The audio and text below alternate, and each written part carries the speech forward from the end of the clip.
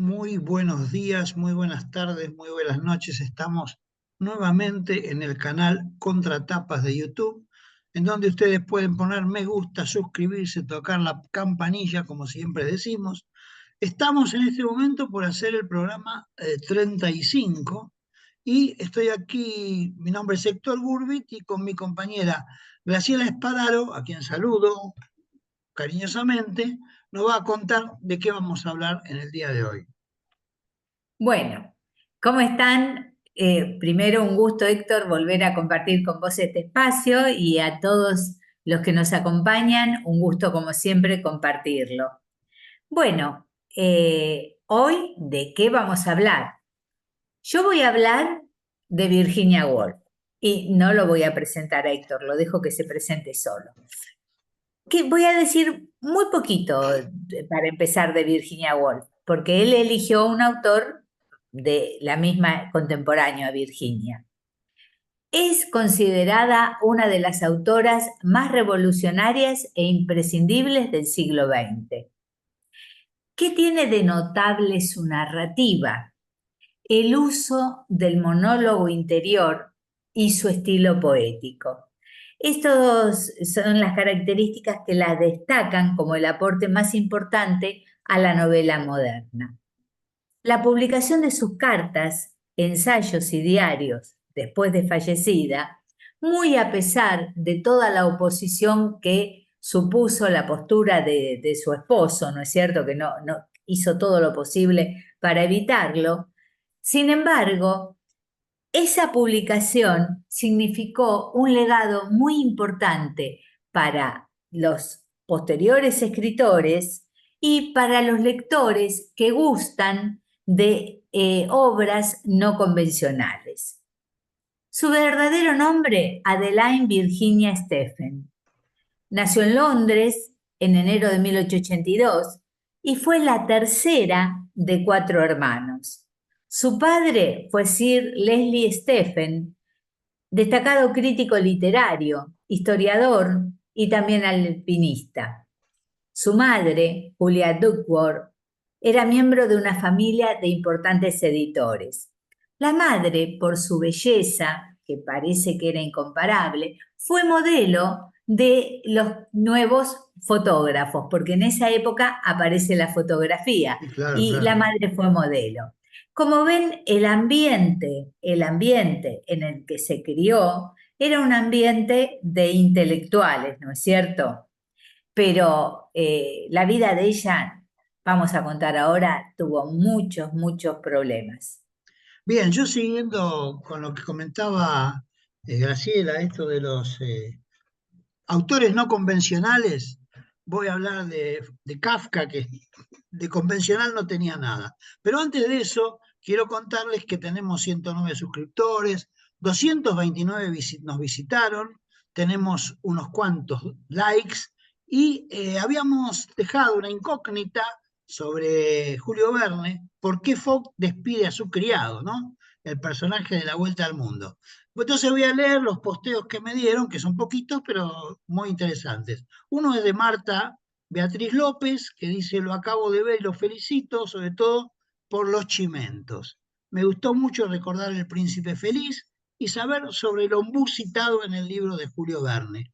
La respuesta es, el agua para afeitarse estaba un poco fría. En realidad, Y, 2 grados fría. Dice, la verdad que era bastante mal tipo por 2 grados. Bueno, y Darcy Tortonese se me refería a perdón, perdón, Sí, Héctor, pero esa era la respuesta correcta. sí, sí, sí, es correcto, porque estaba Ah, claro. muy bien, Marta Beatriz Sí, López. sí. No, yo lo único que agregué, tener razón, no dije que era correcta, sino que en realidad dice que estaba 2 grados por debajo de lo que él suele afeitarse. Bueno, le faltó esa especificación, pero No, estuvo pero muy, muy cerca. por supuesto, por supuesto. Y Darcy Tortonesa dice, me refería a Zaragoza, está hablando, ¿no? del programa anterior, donde escribió algunas, hablando de Becker, donde escribió algunas leyendas. Me gusta cómo rescatan aspectos poco conocidos de los autores. Y la pregunta que viene ahora, vamos a seguir con Kafka, es ¿en qué animal se transforma Gregorio? Ahora le cedo la palabra a Graciela y después empiezo con Kafka. Bueno, yo hablaba de la complejidad de la vida de Virginia.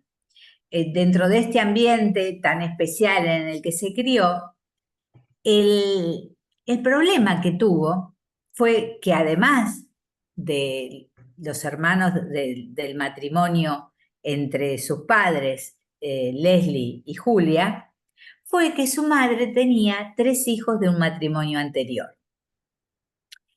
Y todo indica, y así lo reflejó, de manera a veces un tanto velada, pero que se pudo interpretar en su obra autobiográfica, que ella fue víctima de abusos sexuales y psicológicos por parte de 2 de estos hermanos, fruto del primer matrimonio de su madre. ¿Qué decir? ¿Qué decir? La cosa se pone peor cuando muchos investigadores dicen que la madre tenía noticias de esto y no hizo nada para resolverlo. De ahí los problemas que llegó a tener Virginia con su madre. A Virginia se la catalogó en un momento dado como de demasiado sensible a los choques normales de la vida cotidiana. Se la diagnosticó con un cuadro de bipolaridad de la personalidad y profundas crisis depresivas. Hoy se puede saber que todo el cuadro psicológico de Virginia es el resultado o el producto de esas violaciones que tuvo desde la más tierna infancia. Y todas estas experiencias van a ser reflejadas como condicionantes de su obra. Bien, bien. Bueno, eso de la violación, antes ni siquiera se tenía en cuenta. Ahora, por suerte, hemos avanzado bastante. Bueno, Kafka, Franz Kafka, nació en Praga en 1883 y murió en Austria en 1924. O sea que vivió pocos años, 41 años, porque en 1917 le diagnosticaron una tuberculosis y a partir de 1917, de sanatorio en sanatorio, de lugares, no había posibilidades de cura en aquel entonces. Todos los poetas se morían de tuberculosis, hay un poema famoso. Bueno, ¿cuáles son sus temas? Vamos a enumerarlos. La ansiedad, el existencialismo, la brutalidad física y psicológica, la culpa, la filosofía del absurdo, la burocracia, y este creo que es uno de los más importantes, entre otros. Bueno, entre los escritos que tiene, voy a hablar primeramente del término kafkiano, porque es curioso, en que es común utilizar el término kafkiano para describir situaciones insólitas, por lo absurdas, por lo angustiante. Rainer Stach, un biógrafo de Kafka, dijo: la gente por lo general quiere decir algo absurdo y al mismo tiempo misterioso, sobre todo de algún tipo de relaciones de poder. Y ahora voy a leer algo que no, cualquier semejanza con la realidad es absolutamente coincidencia. Dice el biógrafo: si aquellos que ocupan el centro del poder permanecen en la oscuridad, entonces se siente que la situación es kafkiana. En sus novelas, la cúspide de la pirámide es invisible, y en la sociedad actual, pese a la aparente transparencia, no se sabe exactamente cómo están las cosas en relación con las máximas autoridades. No sabemos dónde está el centro del poder, ni siquiera sabemos si tal centro existe. Es el mejor de los casos, uno llega a conocer a algunos intermediarios. Y bueno, el ejemplo es el proceso de Kafka. No pierden actualidad las obras Nada. trascendentales. Bueno, cuando Virginia tenía 13 años, en 1895, su madre fallece en forma repentina debido a una fiebre reumática. Desde ese momento, a pesar de su curiosidad por aprender alemán, griego y latín, empezó con sus manifestaciones psicológicas.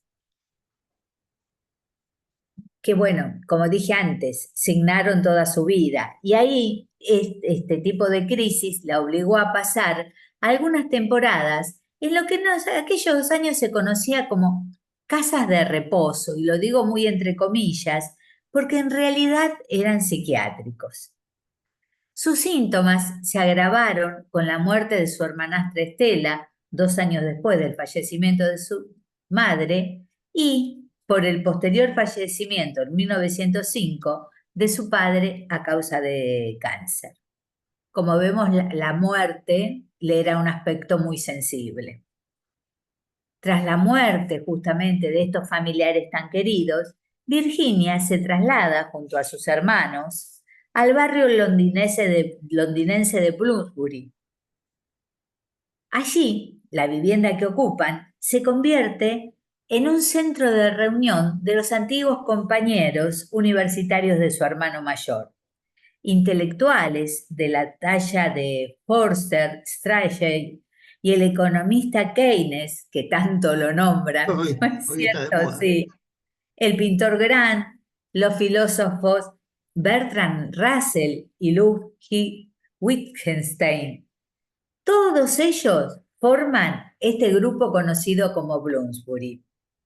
Es una heterogénea élite intelectual que tuvo como objetivos la búsqueda del conocimiento y el placer estético. Acá aparece lo que hablábamos la semana pasada, ¿no? Cómo el intelectual busca el placer estético, ¿no?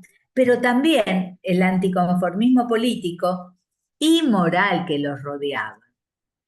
En esa época, Virginia comienza a escribir artículos y críticas regularmente en el periódico The Guardian y para el suplemento literario The Times, algo que continúa haciendo durante toda su vida. También fue invitada a dar clases en el Morley College, una escuela para mujeres y hombres de clase trabajadora, donde esporádicamente enseñó literatura y historia inglesa. Y bueno, ¿y después qué va a pasar con Virginia? Bueno, suspenso. Bueno, Sí, sí, Kafka sí. en 1915 escribe La Metamorfosis, que seguramente muchos han leído y muchos no, ¿eh? Es interesante ver qué se representa en esta novela, que es una novela corta. Joan Lacan interpretó la metamorfosis como una representación vívida de la personalidad límite y describió la historia como modelo para los miedos al abandono, la ansiedad, la depresión y las necesidades de dependencia parasitaria de Kafka. Voy a hacer una pequeña reseña del argumento de Metamorfosis. Es un relato que por su extensión, bueno, ya dijimos, tiene la categoría de novela corta. Muestra cómo cambia la vida del joven Gregorio Samsa, que es un viajante de comercio, cuando al despertar una mañana, tras un sueño intranquilo, se encuentra en su cama convertido en un monstruoso insecto. Ahí tienen que decirme qué insecto es. A partir de ahí, la novela cuenta el camino que sigue el protagonista, que toma conciencia de su nueva situación y cómo la asume también su propia familia, hasta su muerte y la liberación que ésta supone para todos los que lo rodean. Es decir, es una cosa muy rara este metamorfosis. Gregorio muere solo y olvidado, mientras su familia se libera de la carga que representa. Es terrible, ¿no? Eso Terrible. sucede. Como corolario, bueno, yo voy a comentar, esto lo comento porque un amigo de Avellaneda que se llama Omar Di Napoli, no sé si lo han conocido, supongo que los más viejos de Avellaneda lo conocen, escribió en base a la novela una obra de teatro que yo justamente me traje, que tengo acá y le he leído hace ya mucho tiempo, fue eso. Pobre Omar Di Napoli era contemporáneo de Roberto Díaz y 10. se murieron más o menos para la misma época. Así que bueno, recuerdo siempre una conversación que tuvimos los tres en un bar de acá de Avellaneda. Bueno, quería comentar esto porque me parece interesante conocerlo. Bueno, yo les cuento que Virginia dudaba mucho respecto del tema matrimonio. No estaba convencida del matrimonio como institución ni forma de vida. Sin embargo, en 1912 se casó con el economista e historiador Leonard Woolf, a quien conoció justamente en este grupo de Bloomsbury, y de él toma su apellido, Claro. Virginia Woolf. 5 años más tarde de ese enlace, fundaron la célebre editorial Howard Press, que editaría, entre otras, la obra de Virginia y la de otros relevantes escritores, como Catherine Mansfield o T. S. Eliot. Eliot. Fin de viaje.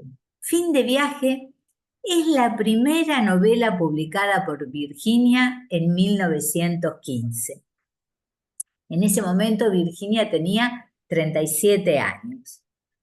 La publicó por medio de la editorial de su medio hermano. En Estados Unidos se publicó en 1920 y es una de las más ingeniosas sátiras de Virginia sobre la sociedad.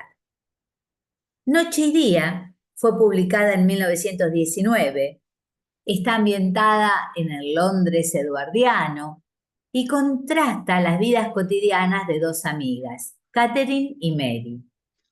La novela examina las relaciones entre el amor, el matrimonio, la felicidad y el éxito. Y ella es muy, muy profunda con sus reflexiones. El cuarto de Jacob, publicada en 1922, es una novela que se estructura de una manera ambigua, justamente alrededor del protagonista, que se llama Jacob Flanders, que en realidad en el libro aparece enteramente representado por las impresiones que otros tienen sobre él. En muy raras ocasiones, a través del texto, entra su verdadera perspectiva en juego. O sea, es una dinámica muy interesante de relato. Bien, en la novela, bueno, siempre es complicada, sobre todo la figura del narrador, ¿no? Es llevarla a lo largo de toda la novela es complicado, salvo que casos excepcionales de primera persona, pero en general no siempre la primera persona la que está en la novela, porque necesitas ver otros escenarios, etcétera. Bueno, yo voy a las Mira, parábolas. discúlpame, me das pie para comentar algo. Anne Kant, la ganadora del premio Nobel el año pasado, La eh, vegetariana. que tiene la vegetariana, la clase de griego, creo que se llama Historias Humanas, no, la estuve leyendo, el estilo que tiene, que vos comentás, porque fíjense, ella toma un hecho, ese hecho lo viene a contar un personaje de la trama, que lo puede contar en primera persona. Después aparece otro personaje de la trama que toma el mismo hecho, pero lo empieza a contar mucho tiempo antes Claro. y tal vez lo cuenta en segunda persona. Después aparece otro personaje de la trama que empieza poco antes de que suceda el hecho y nos cuenta mucho más allá en la línea de tiempo hacia adelante. Y sus obras las cuentan 4 o 5 narradores que son, digamos, historias narradas dentro de la misma trama en distintas personas, primera, tercera, segunda. Es muy atractiva la forma de narrar que tiene. Se Sí, las eso recomiendo. me hace recordar a Rosaura Las 10, que Marco de Nevi también. Es una misma historia contada desde tres lugares distintos. Bueno, sigo con Kafka para no irnos demasiado del Sí. tema. Bueno, las parábolas de Kafka son distintas de las normalmente conocidas, ¿no? Un corto ejemplo lo ofrece, por ejemplo, un microrrelato que se llama La partida. Es interesante, lo voy a leer. Dice así: ordené que trajeran mi caballo del establo. El sirviente no entendió mis órdenes. Así que fui al establo yo mismo, ensillé mi caballo y lo monté. A distancia escuché el sonido de una trompeta y le pregunté al sirviente qué significaba. Él no sabía nada ni había oído nada. En el portal me detuvo y preguntó, ¿a dónde va, patrón? No lo sé, le dije. Simplemente fuera de aquí. Simplemente fuera de aquí. Fuera de aquí, nada más. Es la única manera en que puedo alcanzar mi meta. ¿Así que usted conoce su meta?, preguntó el sirviente. Sí, repliqué, te lo acabo de decir. Fuera de aquí. Esa es mi meta. Bien, Se quería ir. así de simple.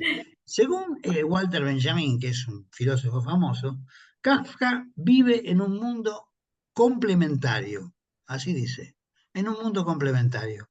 Y lo relaciona con Klee, que es el pintor, ¿no? Cuya pintura estaba esencialmente aislada de la esfera propia, ¿no? Hay que verlo de Klee porque es muy no figurativo, muy extraño. Bien, lo compara, no sé por qué lo compara, pero yo lo cuento según lo dice Walter Benjamin. Te Me llama escucho. la atención lo de mundo complementario porque se supone que los que escribimos tenemos vivencias en mundos diferentes. Nuestra imaginación, nuestra sensibilidad nos lleva Claro, a habitar otros espacios, ¿no es cierto? Pero ¿por qué complementario? ¿Complementario eh, de qué primero? ¿Desde bueno, la realidad, desde el mundo? ¿No? Qué sí, yo creo extraño. que es del mundo, porque en realidad él cuenta, no, no del mundo, porque él cuenta realmente uno cuando lee sus textos se da cuenta de que la burocracia es terrible, que no se puede hacer nada, ¿no? Y esa es parte de la imaginación. Yo creo que complementario, me llamó la atención el término, por eso lo comento, como lo dice este filósofo, me pareció interesante comentarlo. No sé, complementario y a qué se refiere, no sé. Es que Kafka sufrió la burocracia también porque él tuvo un trabajo burocrático, Sí, así sí, sí, que claro, claro, él la, era viajante de comercio. la odiaba. Bueno, Sí. yo voy a ir a la señora Dalloway, que es una famosísima obra de mi querida Virginia Woolf. Fue publicada en 1925. ¿Y de qué trata esta novela? Realmente son los preparativos de Clarissa Dalloway para una fiesta que va a ofrecer esa noche. Es un día en la vida de esta mujer, pero ¿cómo la escribe? Usando Mm. la perspectiva interior de la novela, Woolf se mueve hacia atrás y adelante en el tiempo, y dentro y fuera de la mente de varios personajes para construir una imagen completa, no solo de la vida de Clarissa, sino de la estructura social de entreguerras, un tema que la atravesó, ¿no es cierto? En el año que publicó la señora Dalloway, le pasó algo muy importante, trascendental en su vida.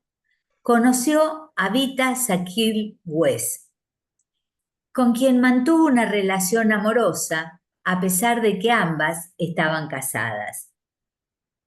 Después de unos cuantos años, concluyó esta relación sin que ninguna de las dos disolviera su matrimonio, pero su amistad continuó durante el resto de sus vidas. Alfaro, bueno, los maridos obviamente estaban enterados los dos de esta relación y suscribían, no había problema. Alfaro fue publicada en 1927 y esta novela sí es un hito en el modernismo. Es un texto centrado en la familia Ransall y sus visitas a la isla Skye en Escocia entre 1910 y 1920. Manipula hábilmente el tiempo y la exploración psicológica.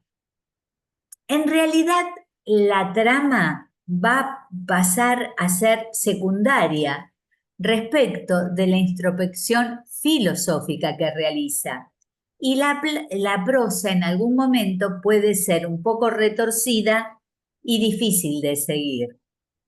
Eh, Tenemos uno de ese tipo de escritura que es Joyce, ¿no es cierto? La, la novela incluye poco diálogo y casi ninguna acción. La mayor parte de ella está escrita con pensamientos y observaciones. Recuerda el poder de las emociones infantiles y enfatiza la transitoriedad de las relaciones adultas. Y fíjate que en la novela, con el tema este de Alfaro, ella trae recuerdos de sus vacaciones, porque cuando tuvo hasta 12 años, toda la familia iba de vacaciones a un pueblo costero donde había un faro, que es este que ella va a retratar acá. Bueno, sí, uno siempre en las novelas aparece la personalidad de la persona que lo escribe, ¿no? No tanto en los cuentos, me parece que en los cuentos no, pero en la novela casi siempre está la personalidad. Y puede ser que tengas un cuento muy autobiográfico o que en un personaje Claro. deslices cuestiones tuyas. Sí, pero me parece como que el cuento te aísla un poco más, te pone distancia con tu propia personalidad. Pero Depende, bueno, depende de qué cuento estés contando. bueno, vamos, seguimos con Kafka. Sí, la mayor parte de su obra fueron publicadas por su amigo Max Brod, quien ignoró los deseos del autor de que los manuscritos fueran destruidos. Tuvo tres hermanas. Tienen que tener presente que tanto Woolf como Kafka vivieron en el momento de la Primera Guerra Mundial, ¿no? Un momento y entre guerras, ¿no? Un mundo muy conmocionado. Y bueno, por ejemplo, sus tres hermanas, las tres hermanas de Kafka, murieron en el Holocausto, ¿no? En los campos de concentración de Auschwitz. Él murió antes, pero las hermanas se murieron en el campo de concentración. Él sentía verdadero entusiasmo por el socialismo, especialmente en lo que se refiere al ideal de la solidaridad, y era ateo, adhería al ateísmo. También adhería al anarquismo, pero estas son etiquetas que no necesario aplican literalmente, ¿no? Son cosas que uno va conociendo. Tenía un trabajo muy burocrático, él era abogado, ¿no? Y ese trabajo burocrático que desempeñó con competencia, porque era muy bueno, le dio muchas ideas para su obra literaria. Y tiempo, ¿no? Porque salía de trabajar a las 2 de la tarde y de ahí en adelante se dedicaba a escribir. Yo creo que lo de complementario tiene que ver con su introspección, porque vos hablaste de la introspección, porque seguramente Benjamin lo conoció a Kafka por ahí personalmente, porque eran contemporáneos también. Bueno, Kafka no tomaba alcohol, no tomaba excitantes, no tomaba café, no tomaba té, no tomaba chocolate, practicaba curas de limón y en un momento de su vida, a partir de 1911, se hizo vegetariano. Así que bueno, Mira vos. yo no tenía la menor idea de que Kafka se había hecho vegetariano. Es Y rarísimo. uno información y consigue cada datos. Bueno, te cuento que Orlando, una biografía, así es el título de la obra, fue publicada en 1928 y justamente se trata de una obra biográfica basada en la vida de Vita Sackville West. Muchos la consideran la novela más accesible de Woolf y por ello justamente fue la de mayor éxito en vida de la autora. Se realizó una versión cinematográfica en 1992 que tuvo muy buena repercusión. Sí, La sí. protagonizaron Tilda Swinton, que aparecía como Orlando, y Quentin Crisp como la reina Isabel I. En esta novela se tratan temas considerados tabúes en su época, tales como la homosexualidad, la sexualidad femenina, el papel de la mujer dentro de la sociedad y además como creadora literaria.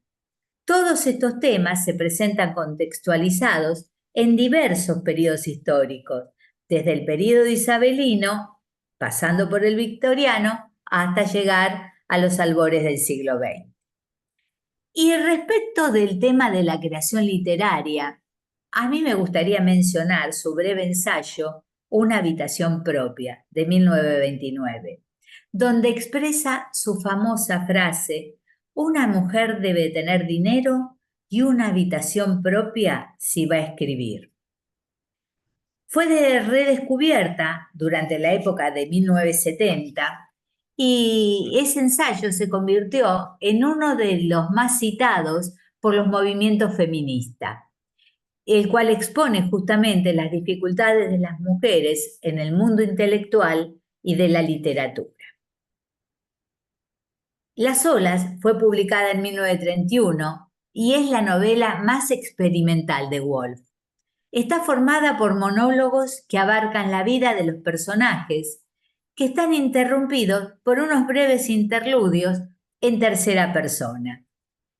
En realidad, en la obra detalla una escena costera en varias etapas de un día, desde el amanecer hasta la puesta del sol.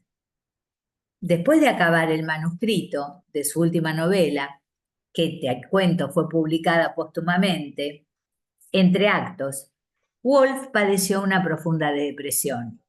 El estallido de la Segunda Guerra Mundial, la destrucción de su casa en Londres y la fría acogida que tuvo su biografía sobre Roger Fry, un amigo, la pusieron por primera vez en su vida en una condición en la que le era imposible trabajar, porque ella, a pesar de sus estados anímicos, nunca dejó de trabajar. El 28 de marzo de 1941, Woolf se suicidó. Se puso su abrigo, llenó sus bolsillos con piedras y se lanzó al río Ouse, cerca de su hogar, donde se ahogó. Su cuerpo no fue encontrado sino hasta el 18 de abril. Su esposo enterró sus restos incinerados bajo un árbol de Rodmell. Bien, pobre. Bueno, yo voy a pasar de lado El Proceso, que es un libro que muchos han leído, que es un libro maravilloso por lo extraño, y voy a pasar a las no bodas de Kafka, porque de eso se trata, de ver las cosas que no sabemos. Rainer Stach afirma que fue un mujeriego incesante, que ¡Anda! ¡Kafka! que visitó burdeles durante la mayor parte de su vida adulta. Entre 1913 y 1917 mantuvo una relación difícil con Felice Bauer, que dio origen a una correspondencia de más de 500 cartas y tarjetas postales.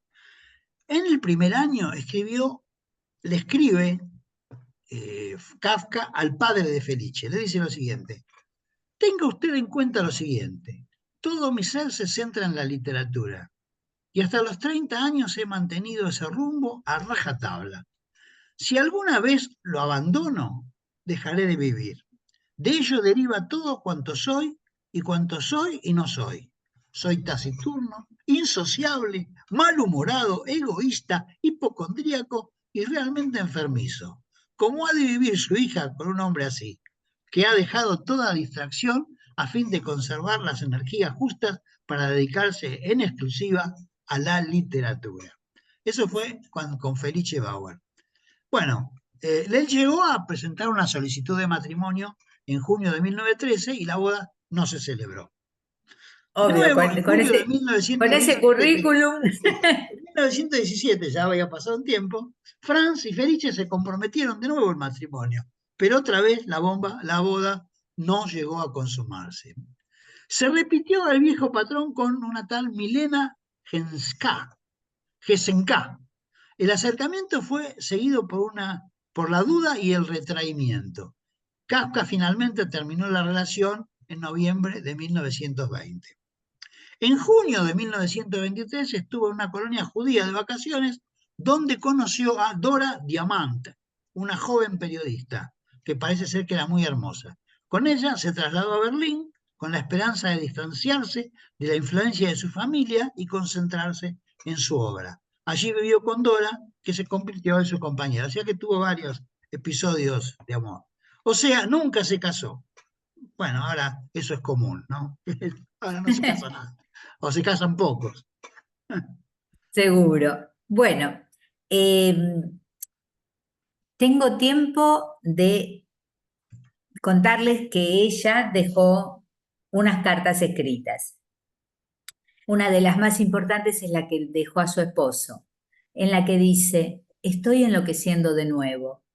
Creo que no podremos volver a pasar otra vez por una de estas terribles etapas, y no me recuperaré esta vez. He empezado a oír voces y no puedo concentrarme, así que voy a hacer lo que parece ser lo mejor. Tú me has dado la máxima felicidad posible. Has sido en todos los sentidos todo lo que cualquiera podría llegar a ser. No creo que dos personas puedan haber sido más felices hasta que vino esta horrible enfermedad. No puedo luchar más.